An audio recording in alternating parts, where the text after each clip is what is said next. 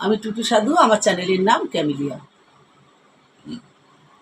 মহুয়াই জমেছে আজ মৌ গো, ও মহুয়াই জমেছে আজ মৌ গো।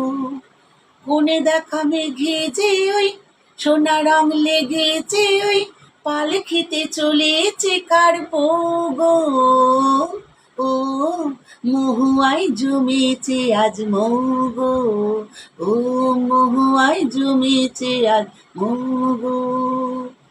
জানি না তো এ কি আমার আজ হলো, দিন আর নাগুনে পলাশের আগুনে লাগে রং ফাগুনে।